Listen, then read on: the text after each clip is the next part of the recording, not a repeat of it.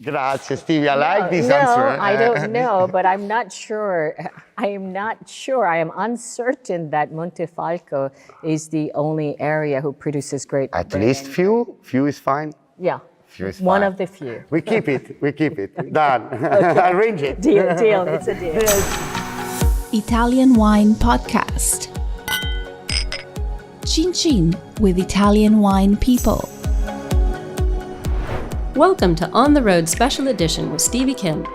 This three-part series follows Stevie in the region of Umbria, visiting the Consortium di Montefalco and meeting charismatic new president Giampaolo Tabarrini. Here they attend the award ceremony for the 2018 vintage. Hello, everybody. My name's Stevie Kim, and we're back. It's Italian Wine Podcast, Mama Jumbo Shrimp On the Road edition. And today we are here in this magnificent place. No idea. So I'm going to let the president of the Consortium of Montefalco tell us where we are. So first of all, ciao ragazzo. Ciao, Stevie. Nice to see you. What's your name? Giampaolo. I'm Giampaolo for everybody from ever. Yes, Giampaolo Tabarrini. He's the president, the neo-elected president for the Consortium of Montefalco. And we are in, actually, Montefalco. Yes, we are in the heart. We are Yes, close but by to where the center. are we exactly? Where is this? Well, this is our museum. We are so proud of such stuff as you can imagine. And here we're so proud. Why? Because here there is Benozzo paint. So when you arrive in Montefalco, you think, of course, first to the wine, but Montefalco is many other things. Heart too. So there's no better place to have you, Stevie. But is this actually a church? Because it kind of looks like a church to me. I'm agnostic, first of all, so I have to tell you. You're right. This is not my reign. I'm not terribly comfortable here. However, it looks very much like a church. It is, it was. You have to know that inside Montefalco city wall, there is actually about 14 churches. Not all of them today are used as a church, just few of them. But in the past they used to. And today, this one that was used in the past for the Mass, of course, and so on. But today it's our museum. Thanks to the paint, thanks to all the beauty that you can show, just take the camera surrounding all around. So would you like to tell us just a little bit about, to contextualize where we are, just a little bit about the church? From what period is this? I'm not the right person to give you all those information. I'm a grower.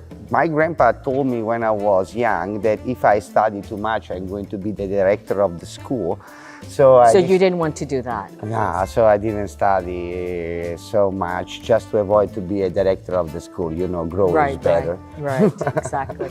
So Giampaolo, listen, today we are in midst of an event which is called Anteprima. Is that correct? Of the Consortium. Right. And what does that entail? Anteprima is the new issue, technically. So we are just claiming the new vintage of Sagrantino that is going to be released next year on the market. So this is just a preview of the wine that the consumer is going to have in the next few years on the market.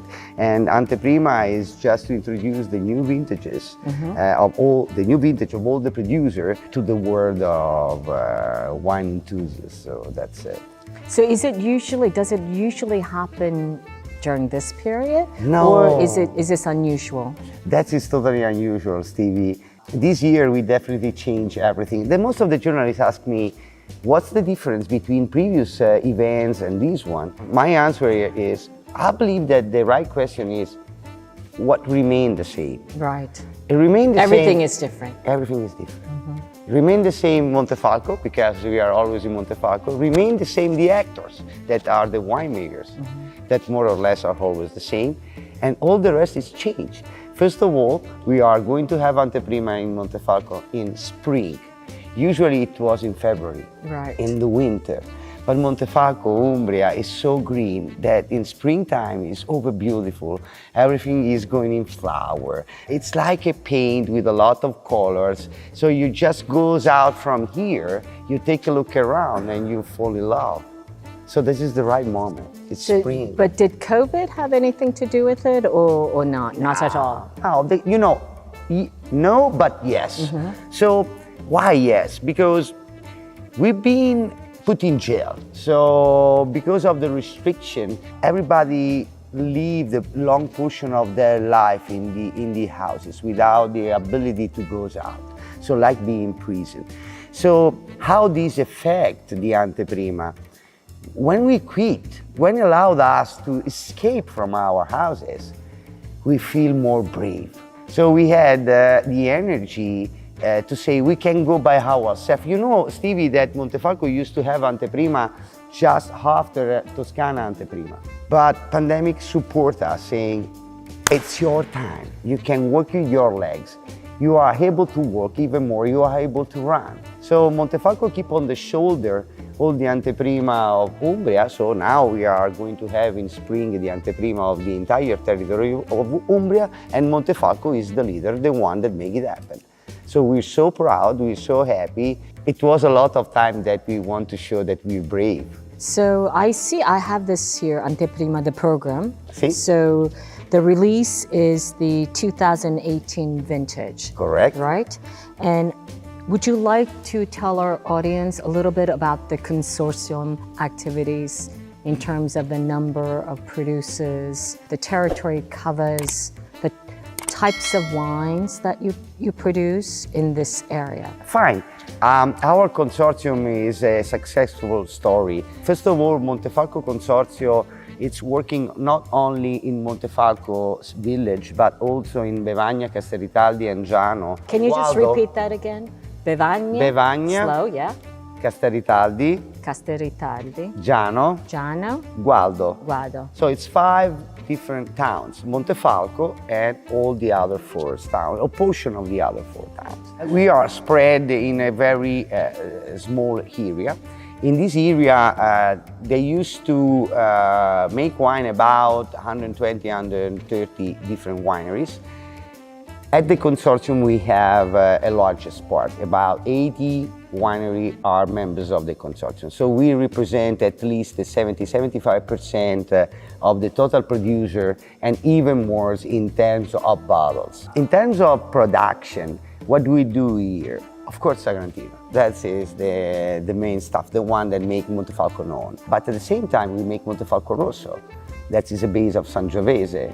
Our neighbor is Tuscany. So we always had Sangiovese in Umbria. Of course, it's not well known as much as Tuscany, and obviously, but here Sangiovese come gorgeously. And of course, we have to give them a name in the past, and the name is Montefalco Rosso. And the last beautiful story is Trebbiano Spoletino. Montefalco show everybody that this territory is not a territory that is able only to do great reds, but is able to do also great white wines. And this is not something that happens very often. How many territories do you know in Italy that are able to do great reds and great wine? This is a question to you now. Not so many. I don't know, actually. Grazie, Stevie. I like this answer. I don't know, but I'm not sure. I am uncertain that Montefalco is the only area who produces great At red least and- few. Few is fine. Yeah. Few is One fine. of the few. We keep it. We keep it. Done. Arrange it. Deal. It's a deal. Yeah, it's a a deal. In terms of the producers, Sì. right? So are they ordinarily small to medium, or are there some large producers? When did the consortium activities start? As every other territory, we have the both. We have a lot of small producers, but we have also few big producers. The beauty of this territory, I have a thank you all the producers that support me. The beauty of this territory is that the big company work together with the small company, and we do not feel the difference between the one and the other. So the size is not a term that separates us. So no one of us is looking if you are a big producer, I'm a small. We're just producer. We work in the same area. We have the same goal. We follow the same person. We trust in the same stuff. So this is Montefalco. So it's a very unusual because sometimes, as you know, producer inside the territory used to occur, not here, not here. So, for the audience who are less familiar with Sagrantino, Yeah. which is kind of the signature wine for this area, is that correct? Yes. You can say that, right? Sagrantino. So I've had the pleasure of being, of course, tasting Sagarantino, but I think for especially many foreigners, Sagarantino is something very, very austere, right? Because you guys always say, I mean, all the Italian wine experts, they will say Sagarantino is what they call, I love this word in Italian, spigoloso. See, Right? okay. You know, yeah, it's okay, I know what you mean. It's very angular. So how would you recommend approaching Sagarantino for those who are unfamiliar with Sagarantino? Allora, well, a lot of good questions. First of all, you are right. The Sagrantino that was displayed in the past to the world, it was a Sagrantino that with a lot of muscle, so a very masculine wine. But that was a point of view, that was an approach of the moment. When the idea of When you say masculine, do you mean structurally? Yes, from a structure high point of alcohol, high body, big body. all of them. Yeah. All of them. Because in the moment where Sagrantino exploded and became famous and popular was the end of 90s, beginning of 2000, where at that time the fashion was very deep wine, very huge wine, dark in color, very hokey. And so Sagrantino became popular in a such period, and he tried to dress himself with clothes that at the really end, it wasn't the whole clothes of the variety, but it was pushed in such direction because was right at that time. The point Do you is- think it was because it was influenced by, I don't know, the high alcohol, Napa-driven kind of wines? You said. Right. That is right. It's exactly my same opinion. But the winemakers of the area, local traditional winemakers, didn't knew the Sagrantino as the one we discovered in early 2000.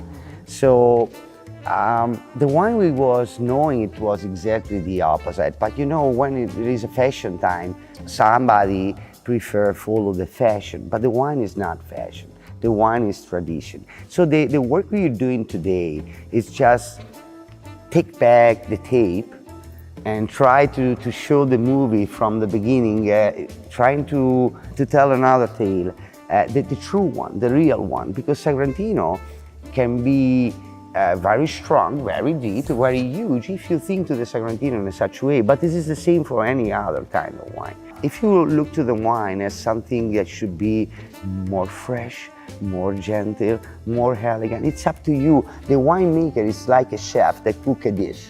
And with the same raw materials, you can take out different dishes. So what's in your mind? What's in your heart? What you're looking for? This is the real point. So today, the majority of the producer, they make their own idea. So they definitely became mature. So they are not anymore kids. They grow.